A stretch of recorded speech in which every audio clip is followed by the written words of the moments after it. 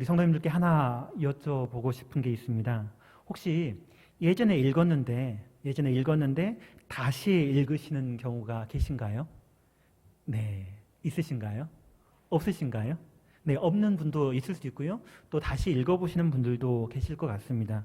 개인적으로 저는 신문이라던가 TV 뉴스는 한번 듣고 그냥 흘려보내는 것 같습니다. 하지만 신문 가운데 사설이나 칼럼 같은 경우는 한번 읽고 물론 지나치는 경우도 있습니다. 근데 다시 또 읽는 경우가 있습니다. 어떨 때 그런가 생각해 보니까 뭔가 어떤 문제에 대해서 생각되어질 때, 그리고 다시 생각해 볼 필요가 있는 그런 문제에 대해서 이야기가 되어져 있을 때는 다시 읽어보는 경우가 있습니다. 제가 이렇게 다시 읽는 것 여쭤본 이유가 뭔가 하면 오늘 살핀 본문이 얼마 전에 새벽에 묵상했던 본문이기 때문입니다. 지난 5월과 6월 룻기에 이어서 사무엘상, 이 사무엘서의 앞부분을 우리가 살펴보았었는데요. 최근에 살펴본 본문이지만 다시 한번 살피면서 이 말씀의 은혜를 누려보려고 합니다. 이 사무엘서의 가장 큰 주제가 뭔가 하면 하나님께서 결국 악인을 벌하시고 의로운 자에게 상을 주신다는 그런 내용입니다. 오늘 살펴볼 본문에서도 12절부터 17절까지는 엘리의 아들들에 대해서 이야기를 하고요. 다시 18절부터 21절까지는 사무엘에 대해서 이야기를 하면서 악인과 의인을 비교하면서 대조해주고 있습니다. 먼저 12절 말씀 다시 한번 보려고 하는데요. 12절 말씀에 이렇게 기록하고 있습니다. 엘리의 아들들은 행실이 나빠 여호와를 알지 못하더라 라고 기록을 합니다. 여기 12절의 바로 앞에는 한나가 하나님께 서원의 기도를 한 후에 아들을 낳고 그 어린 아이를 젖댄 후에 제사장 엘리 앞에서 여호와를 섬기게 된 것을 이야기하고 있습니다. 그러니까 그 이야기 다음에 오늘 본문이 기록된 것을 봤을 때 시간적으로 그 다음의 이야기일 수 있고요. 또는 그 시기와 비슷한 시기의 이야기로, 비슷한 시기의 기록으로 이해할 수도 있습니다. 그런데 이렇게 사무엘이 하나님 앞에 드려지고 하나님을 섬길 때 그때 당시 엘리의 아들들은 어떠했다고 합니까? 두 가지로 오늘 본문이 표현해주고 있는데요. 그들은 하나님을 알지 못했다라는 것이 첫 번째이고요. 또 행실이 나빴다, 행실이 불량했다라는 이 두 가지로 이 엘리의 아들들에 대해서 이야기를 해주고 있습니다. 그러니까 그들의 신앙이 어떠했는가, 그들의 신앙이 어떠한 모습이었는가 뿐만 아니라 윤리적인 모습, 세상에서 보았을 때 그 윤리적인 모습이 또 어떠한가, 이 두 가지를 동시에 이야기해주고 있다라는 것입니다. 둘 다 매우 심각한 상황이었습니다. 하나님을 알지 못하고 또 하나님을 두려워하지 않으니까 그 신앙적인 믿음이 또 신앙 외 바깥의 삶도 행실도 올바를 리가 없다라는 것입니다. 특별히 여기 행실이 나빠라는 표현이 원문으로 보면 벨리알의 아들들이라는, 직역해보면 벨리알의 아들들이다라는 그런 표현입니다. 그러니까 무가치하고 무지하고 악한 자를 지칭해서 이 벨리알의 아들이라는 표현을 사용하는데요. 혹시 성경 가운데 관주 성경 가지고 계신 분 계실까요? 거기에 보면 오늘 본문 12절 밑에 보면 사무엘상 1장 16절을 보도록 가르쳐 주고 있습니다.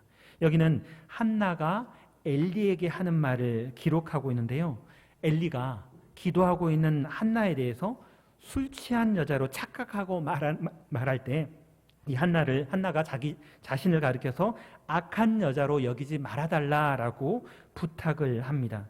여기 악한 여자라는 말이 다시 또 원문으로 보면 벨리알의 딸입니다.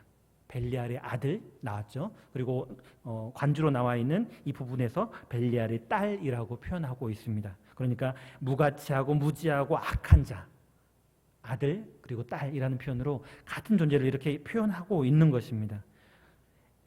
엘리는 자기 아들들의 불량함은 알지 못하고 이 한나의 기도를, 하나님께 간절히 기도하는 경건한 이 한나의 기도를 술주정으로 오해할 만큼, 그래서 벨리알의 딸이다라고 표현할 만큼 영적 분별력이 없었고요.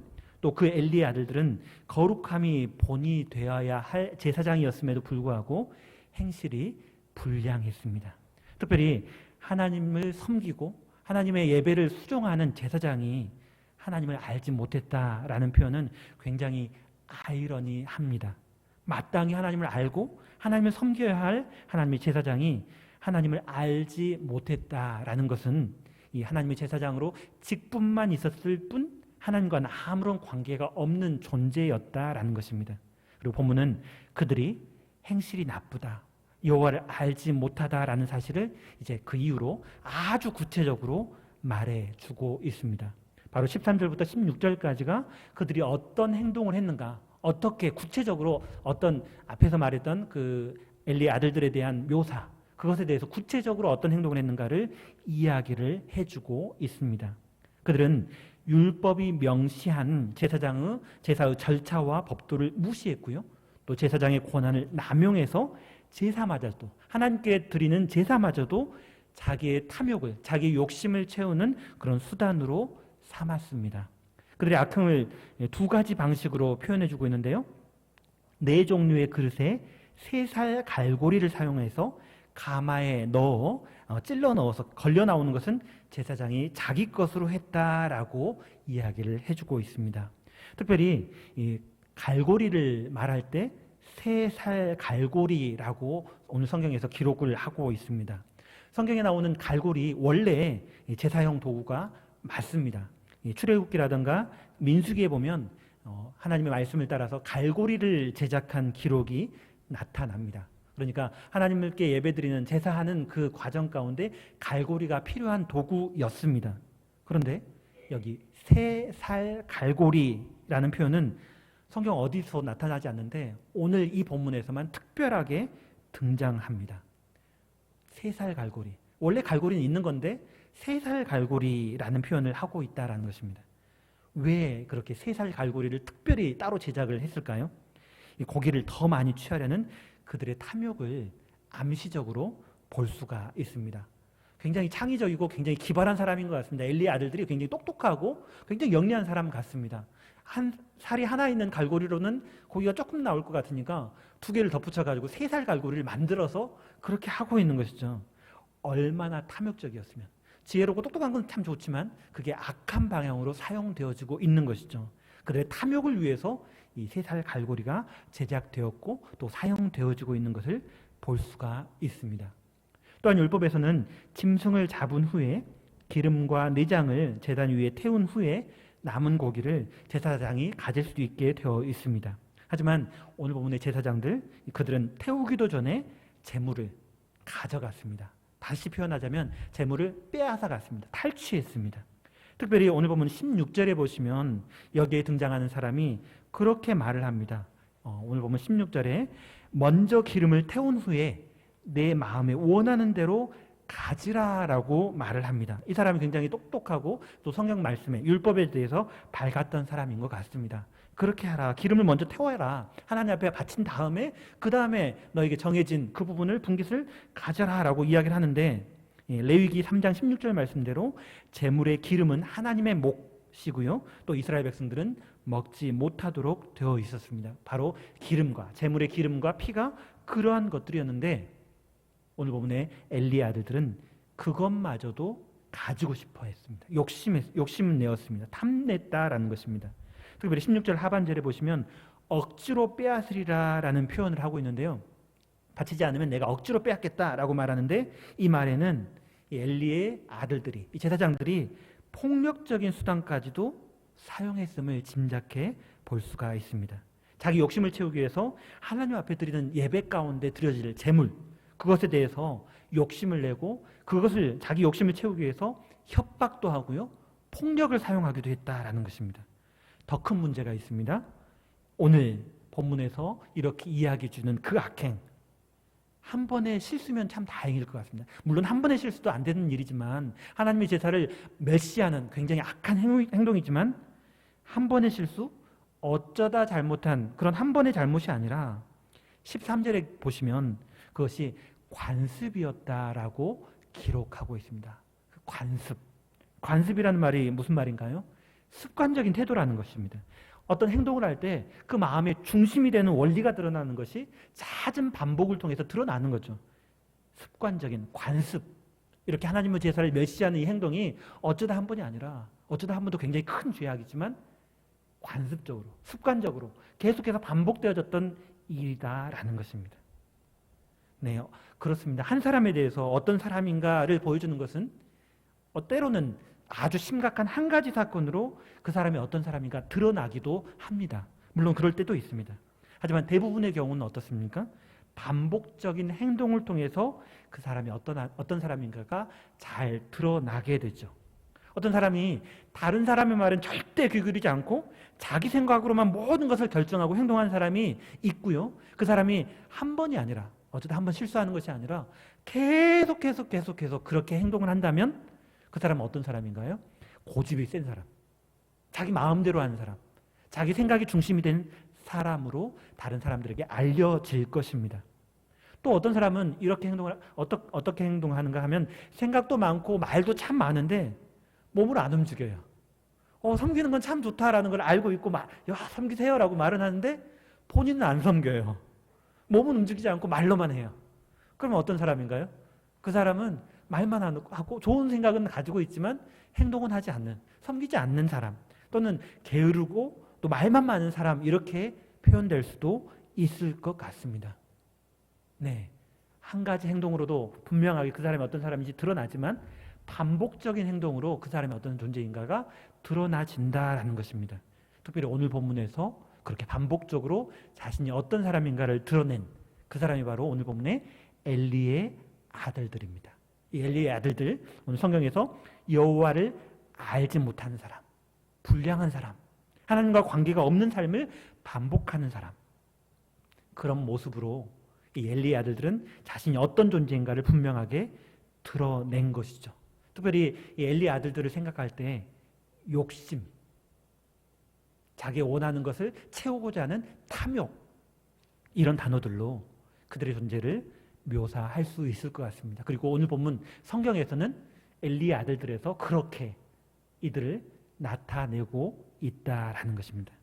특별히 17절 말씀에 그들의 죄가 큰 이유를 말해주고 있습니다. 17절 말씀에 이렇게 기록하고 있는데요. 이 소년들의 죄가 여호와 앞에 심히 크면 그들이 여호와의 제사를 멸시함이었더라라고 말씀합니다. 그러니까 임의대로 제물을 갈취한 것은 하나님께 드리는 제사, 하나님께 드리는 예배를 무시한 것이고요. 제사의 규정을 정하시고 제사를 드리게 하시고 그 제사를 받으시겠다 하셨던 그 하나님을 무시한 행동이면서 또한 하나님을 멸시하는 그런 행동이었다라는 것입니다. 단순히 어떤 자기가 욕심내는 것을 훔쳐내는 절도를 넘어서서 하나님 앞에 범죄하는 신성모독의 죄를 범하고 있다라는 것입니다. 이 멸시하다라는 말은 그 원어를 살펴보면 가볍게 여기다, 얕보다라는 그런 뜻입니다. 그러니까 하나님을 알지 못하니까 분명히 살아계신 하나님, 이 모든 제사를 정하시고 예배를 드리게 하신 하나님, 이스라엘 백성들을 인도하시고 지금 이곳에서 가나안에 정착케 하시고 그곳에서 하나님을 섬기게 하셨던 그 하나님에 대해서 이 사람들은 전혀 모르는 것이죠. 그렇기 때문에 하나님께 제사하는 그 제사를 하나님 앞에 드리는 것으로 이해하지 못하고 하나님을 굉장히 무시하면서 자기 마음대로 예배조차도 하나님 앞에 드려질 예배를 섬기는 제사장임에도 불구하고 자기 마음대로 행동하고 있다라는 것입니다. 이 엘리의 아들들과 비교해서 이제 18절부터는 어린 아이 사무엘에 대해서 이야기를 해주고 있습니다. 이 사무엘이 어떻다고 기록하고 있습니까? 18절 말씀을 함께 읽어보도록 하겠습니다. 함께 읽겠습니다.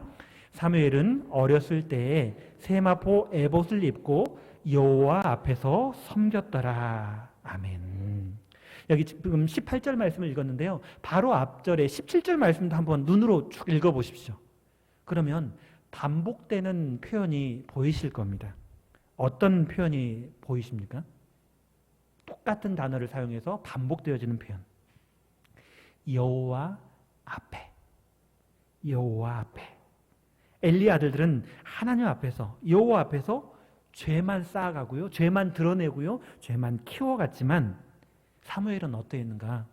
여호와 앞에, 하나님 앞에서 경건한 사람으로 자라났음을 분명하게 대조해서, 악한 사람과 선한 사람을 분명하게 대조해서 보여주고 있습니다. 엘리 아들들은 자기의 소견에 옳은 대로 행했는데 사무엘은 어떻게 살아갔는가? 율법에 충실한 제사장으로 성장한 것을 보여줍니다. 특별히 율법에 충실한 제사장이라는 제가 표현을 썼는데요. 이것은 특별히 사무엘이 입고 있는 제사장의 의복에서 나타나는 것입니다. 아직 사무엘이 어리지만 세마포 에봇, 제사장이 입어야 할 세마포 에봇을 잘 갖추어 입은 모습은 매우 성실하게 하나님을 섬기는 그런 태도를 우리에게 보여줍니다. 특별히 19절에 보시면 사무엘의 아버지 엘가나와 어머니 한나는 매년 실로에 방문해서 제사를 드렸는데요. 한나가 어떻게 했는가? 실로에 올라갈 때마다 사무엘을 위한 작은 겉옷을 준비했습니다. 작은 겉옷, 작은 겉옷. 왜 작은 겉옷을 매년 준비할까요? 아이들은 빨리 자라지 않습니까? 어른들은 자주 할 필요가 없습니다. 어느 정도 신체가 성장하고 나면 이제 마음은, 속사람은 자라나지만 겉모양은 별 크게는 차이가 나지 않지 않습니까? 근데 어린아이들은 쑥쑥 자라기 때문에 아마 매년 다시 갈아입히고 다시 또 입혀주고 이런 수고가 있었을 것 같습니다. 특별히 겉옷은 어떤 옷인가? 속옷과 에봇 사이에 입는 옷이고요. 잠잘 때는 이불의 역할도 하는 옷이 바로 이스라엘이 입는 겉옷입니다. 이스라엘 지역은 낮에는 덥기 때문에 그 더위를 막아줄 겉옷이 필요하고요. 또 밤에는 어떻습니까? 춥기 때문에 겉옷을 이불처럼 덮고 잠을 잤습니다. 특별히 신약에 보시면 겉옷을 전당 잡힌 기록이 나타나는 것을 볼 때 그 가격이 어땠을까? 그냥 일반적인 평범하게 생각하는 그런 저렴한 일반적인 그런 가격이 아니라 그보다도 꽤 많이 가격이 나가 있었음을, 좀 고가의 옷이었음을 짐작해 볼 수가 있습니다. 그런데 그런 고가의 겉옷을 한나는 매년 해마다 지어 입혔습니다.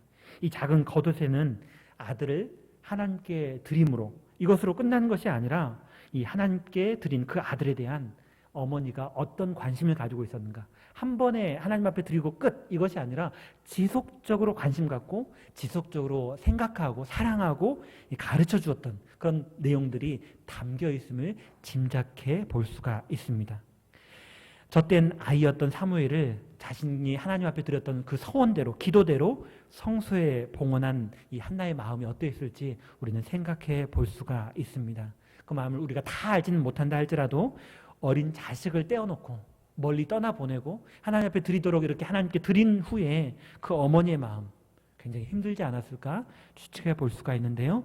그럼에도 불구하고 한나는 아이 앞에 운다거나 약한 모습을 보이는 것이 아니라 하나님 앞에서 자신의 성을 꿋꿋하게 지키면서 아이를 위해서 겉옷을 지어 입히고 그렇게 지속적인 관심과 사랑을 표현해 주었음을 생각해 볼 수가 있습니다. 특별히 여기 겉옷이라는 표현에서는 훗날 하나님의 제사장이자 선지자인 이 사무엘, 지금은 아이죠. 하지만 나중에 자랐을 때, 나이가 많이 들었을 때 이 사무엘이 어떻게 표현하는가? 가장 특징적인 표주로 겉옷을 입은 자, 사무엘이라는 표현이 사무엘상 28장 14절에 나타나는 것을 볼 수가 있습니다. 사무엘 하면 겉옷 입은 자, 엘리야 하면 털옷 입은 자 이렇게 표현하지 않습니까? 사무엘은 겉옷을 입은 자. 이 겉옷을 누가 지어 입혔나요? 바로 한나가, 그 어머니 한나가 지속적인 관심과 사랑을 가지고 이 사무엘을 입혔음을 생각해 볼 수가 있습니다. 네, 사무엘이 이렇게 경건하게 또 하나님 앞에서 신실한 제사장으로 자라나는 이 경건한 성장 이면에는 무엇이 있었는가? 바로 어머니 한나의 지속적인 애정, 훈육이 있었음을 우리가 알 수 있는 것입니다. 또 20절에서 21절에는 하나님께서 이 한나를 돌보시어 세 아들과 두 딸을 낳게 하신 것을 이야기해 주고요. 또 제일 마지막 21절에 아이 사무엘이 여호와 앞에 자라나는 것을 우리에게 이야기해 줍니다. 제가 처음에 본문에서 악인과 의인이 대조되고 또 비교된다라고 말씀드렸는데요. 바로 엘리의 아들들과 오늘 본문의 사무엘이 대조되고 또 비교되어지고 있습니다. 엘리의 아들들은 어땠습니까? 행실이 나빴고요. 여호와를 알지 못했는데 사무엘은 반면에 어떻습니까? 세마포 에봇을 입고 여호와 앞에서 섬기는 모습을 우리에게 보여줍니다. 사실 엄밀히 말해서 지금 아이 사무엘이 아직 어려서 여호와를 개인적으로 인격적으로 알지 못했고 또 여호와의 말씀도 아직 그에게 나타나지 않았음을 3장 7절에서 이야기해 주는 것을 우리가 알 수 있습니다. 우리는 분명히 알고 있습니다. 그럼에도 불구하고 사무엘이 어떻게 자라났는가? 하나님 앞에서 섬기는 모습. 아직 인격적인 관계는 하나님의 말씀을 개인적으로 듣지는 못했지만 이 하나님 앞에서 정직하게 자라가고 하나님 앞에서 천천히 이렇게 자라난 모습을 오늘 본문은 이야기해 줍니다. 엘리의 아들들은 여호와의 제사를 멸시했지만 사무엘은 아직 하나님을 정확하게 알지 못했지만 제사장의 의복, 굉장히 경건하게 거룩한 의복을 입고 여호와 앞에서 섬기는 자로 자라났음을 오늘 본문은 이야기해 줍니다. 또 엘리의 아들들은 제사 드리는 사람 앞에서, 하나님께 예배 드리는 사람들 앞에서 억지를 부리고 자기 욕심을 마음껏 부리는 그런 힘 있는 자였지만 사무엘은 어리고 또 여호와 앞에서 자라는, 아직 어리지만 점점점 자라나고 있는 이런 모습으로 나타내 줍니다. 그리고 그 결국이 어땠는가 우리는 잘 알고 있습니다. 하나님의 선지자를 통해서 예언하고요, 또 사무엘을 통해서도 하나님께서 이 어린 아이 사무엘을 통해서도 엘리에게 경고를 하죠. 그럼에도 불구하고 이 엘리의 아들들은 경고를 무시하고요, 마음대로 살다가 마침내 심판을 받았고요. 반면 사무엘은 어떠했습니까? 하나님과 사람에게 은총을 받으며 하나님의 선지자로, 그 입술의 말이 하나도 땅에 떨어지지 않는 이 하나님의 선지자로 세우심을 입었습니다. 이 엘리의 아들들 그리고 사무엘 둘 다 어디 있나요? 하나님께 예배하고 하나님께 제사하는 한 성소, 한 장소에 있습니다. 똑같이 하나님께 예배하는 그곳에 있었습니다. 엘리의 아들들도 사무엘도 똑같은 장소에 있었습니다. 하지만 한 사람은 하나님 앞에서 경건하게 하나님을 섬겼고요, 다른 사람들은 하나님 앞에 죄가 심히 컸다라고 성경은 이야기하고 있습니다. 우리 성도님들, 하나님 앞에서 우리가 어떻게 살아가는가, 하루하루 어떤 습관을 가지고 살아가는가, 그것이 어떤 사람인지 규정해 주고요, 마침내 어떤 결과를 가져오는가, 어떤 결과를 낳게 되는가, 이것을 우리는 성경 말씀을 통해서 분명히 볼 수가 있습니다. 예수님께서는 이 생각하지 않은 때에 인자가 오리라라고 가르치면서 그렇게 말씀하셨습니다. 마태복음 24장 40절에서 42절까지 우리가 잘 아는 말씀인데요, 앞에 있는 화면 있으시면 같이 한번 함께 읽어봤으면 좋겠습니다. 함께 읽겠습니다. 그때 두 사람이 밭에 있음에 한 사람은 데려가고 한 사람은 버려둠을 당할 것이요, 두 여자가 맷돌질을 하고 있음에 한 사람은 데려가고 한 사람은 버려둠을 당할 것이니라. 그러므로 깨어 있으라. 어느 날에 너희 주가 임할는지 너희가 알지 못함이니라. 아멘. 제일 마지막에 깨어있다라고 말씀하시는데요, 이 깨어있는 것은 주님이 오실 그날을 준비하고 있는 것이고요, 하루하루 충성되고 지혜있는 종으로 그렇게 살아가는 것입니다. 같은 장소, 같은 일, 똑같은 일을 한다 할지라도 그가 어떤 존재인가, 하루하루 어떤 습관으로 살아왔는가에 따라서 분명하게, 아주 명백하게 다른 결과가 있을 것입니다. 올바른 그리스도인들은 하루하루 올바른 그리스도인의 삶을 살아가는 것입니다. 또 올바른 그리스도인의 습관을 가지고 살아가는 것으로 정의할 수 있다라는 것입니다. 올바른 그리스도인은 우리가 어떤 직책, 어떤 직분을 가지고 어떤 모습을 가지고 살아가는가, 이것이 아니라 하루하루 어떤 습관, 그 마음에 어떤 중심을 가지고 하나님 앞에 살아가는가, 그것으로 정의할 수 있다라는 것입니다. 어떤 예배 시간에 거룩한 옷 참 좋습니다. 멋진 옷, 또 귀한 직분 받는 것 정말 귀한 일이죠. 하지만 그것이 전부가 아니라 하루하루 어떤 말, 어떤 마음, 어떤 뜻을 가지고 살아가는가에 따라서 그 열매가 분명하게 결정되어지는 것을 알 수가 있습니다. 우리 성도님들은 어떻게 살아가십니까? 어떤 습관을 따라서, 어떤 관습을 따라서 하루하루 살아가고 계십니까? 어떤 마음으로 하루하루 예배드리며 살아가십니까? 지나간 과거는 바꿀 수는 없습니다. 하지만 지금 이 순간부터 오늘 하루하루 쌓아가는 우리의 삶에 하루하루의 시간들이 쌓여서 우리가 어떤 존재인가, 주님 앞에 섰을 때 우리가 어떤 존재인가 분명하게 드러날 것입니다.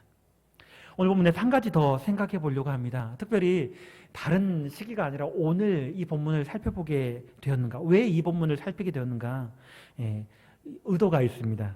엘리의 아들들의 이 아버지 엘리와 사무엘의 어머니 한나에 대해서 같이 생각해 보기 위함입니다. 어머니 한나가 지속적인 애정과 훈육에 있었음을 짐작해 볼 수 있는 이 사무엘의 모습, 오늘 본문에 이야기해 주고 있는데요. 이와 대비되는 엘리의 아들들, 본문에 엘리 그 아버지가 누군지 엘리의 아들들이라고 표현하고 있지만 엘리는 지금 나타나지가 않고 있죠. 네, 엘리의 아들들의 모습, 그리고 사무엘로 나타나는데 그 어머니가 어떤 훈육과 관심을 가지고 있었는지, 이것에 대해서 생각해 보면 좋겠습니다. 물론 모든 책임이 부모님께만 있다라고 말할 수는 없습니다. 그럼에도 불구하고 어느 정도의 영향력은 생각해 볼 수가 있는 것이죠. 우리는 우리 자녀에게 어떤 영향력을 끼치고 있는가? 물론 자녀가 없는 가정도 있고요, 또 결혼하지 않은 우리 청년들도 있습니다. 하지만 모두가 어떠한 영향력을 가지고 있습니다. 우리 교회 공동체 안에서 우리 유치부 아이들, 또 유초등부 아이들, 중고등부, 대학청년부 우리 학생들에 대해서 우리 성도님들이 어느 위치에 어떤 모습을 보이든지 간에 보고 듣고 어떤 영향력이 분명하게 있다라는 것입니다. 우리가 잘 아는 아프리카 나이지리아의 속담이 있습니다. 아이 하나를 키우기 위해서는 마을 전체가 필요하다고요. 근데 생각해보면 생각해볼수록 맞는 것 같습니다. 우리 교회 안에 어떤 아이들이 성장하는데, 우리 깐난의 아이, 이제 돌 지나고 이제 아장아장 걷고 있는 우리 아이 있지 않습니까? 네, 얼마나 귀엽고 사랑스러운지 모르겠습니다. 그런데 그런 그 아이가 교회 안에서 시간을 보내면서 때로는 엄한 우리 성도님들의 어떤 엄한 이야기를 들을 수도 있고요, 때로는 굉장히 사랑이 넘치는 말을 들을 수도 있을 것 같습니다. 이쁘다 이쁘다 이런 말을 들을 수도 있겠죠. 그런 영향력 잘 모르지만, 잘 나타나진 않지만, 지금은 모르지만 영향력이 있다라는 겁니다. 어떤 위치든지 간에 어떤 상황이 있든지 간에 어떤 영향력이 있는데요. 우리 성도님들 어떤 영향력을 끼치고 계신가요? 아니, 어떤 영향력을 끼치고 싶으신가요? 사무엘의 어머니 한나와 같은 그런 영향력이신가요? 아니면 엘리의 아들들에게 엘리와 같은 영향력이신가요? 우리 모든 성도님들이 그런 선한 영향력, 오늘 본문에 한나처럼, 사무엘의 어머니 한나처럼 그런 선한 영향력을 바라시는, 그런 선한 영향력을 나타내시는 우리 성도님들 되셨으면 좋겠습니다. 영존하신 하나님 앞에서는 우리 모두가 어린 아이와 같습니다. 특별히 오늘 본문의 사무엘처럼 아직 어리고 부족합니다. 우리의 행실과 의로는 하나님 앞에 나아갈 수가 없죠. 하지만 그럼에도 불구하고, 우리의 연약함에도 불구하고 독생자 예수 그리스도를 이 땅에 보내시고, 예수님께서는 우리를 위해서 십자가에 생명까지도 내오셨는데요, 우리 하루하루 우리 연약함을 발견하지만, 저도 열심히 한다고 하지만 때로는 실수하고 부족하고 연약한 모습을 매번 느낍니다. 기도하다가도 이건 하나님 앞에서 바른 기도인가? 이런 생각을 할 때가 참 많습니다. 그럴 때는 이러면 안 되지, 고쳐야지 이렇게 생각을 하고 다음엔 더 잘해야지 이렇게 다짐하며 이렇게 생활을 합니다. 네, 열심히 한다고 하지만 실수합니다. 우리 성도님들이 보셨을 때 저의 연약한 모습을 너무나 많이 발견하실 것 같습니다.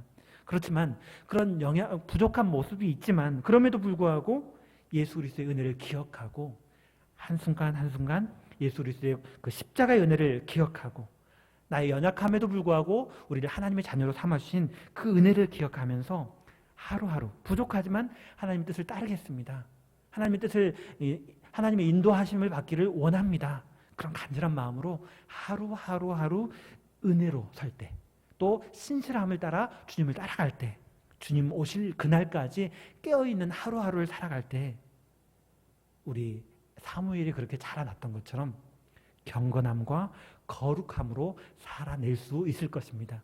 우리의 능력이 아니라, 우리의 경건함이 아니라 하나님의 은혜를 의지하고 하나님의 은혜를 꼭 붙잡고 따라갈 때 우리 주님께서, 우리 은혜의 하나님께서 인도해 가실 것이다 라는 것입니다. 하지만 반면 오늘 보면 엘리의 아들들처럼 자기 욕심을 따르고요, 자기 탐욕을 따라서 한 가지 자기 마음대로 하나님의 율법을 무시해버리고 자기 마음대로 그렇게 살아갈 때 하나님 앞에 악한 모습으로 발견되어질 것입니다. 어떻게 해야 될지는 분명합니다. 엘리의 아들들처럼 하나님 앞에서 악함이 아니라 오늘 본문의 사무엘처럼 하나님 앞에서 자라가며, 또한 동시에 엘리의 아들들에게 엘리 같은 영향력이 아니라 사무엘에게 어머니 한나와 같은 그런 선한 영향력을 끼치는 우리 풍암전원교회 성도님 되시기를 축원합니다. 기도하겠습니다. 아버지 하나님, 우리는 하나님 앞에 어떤 사람입니까? 혹시 엘리의 아들들 같이 하나님 없이 살아가지 않는지 두렵고 떨림으로 주의 말씀 앞에 섭니다. 사무엘처럼 하루하루 주님을 경외함으로 하나님만 섬기는 습관을 가지고 하나님 앞에 섬기게 하여 주시옵소서. 하나님 앞에 자라나게 하여 주시옵소서. 또한 우리 자녀들, 또 우리 교회의 다음 세대들에게 선한 영향력을 나타내는 그러한 삶이 될 수 있도록 우리 모두를 인도하여 주시옵소서. 예수님의 이름으로 기도드립니다. 아멘. 다음 찬송가 430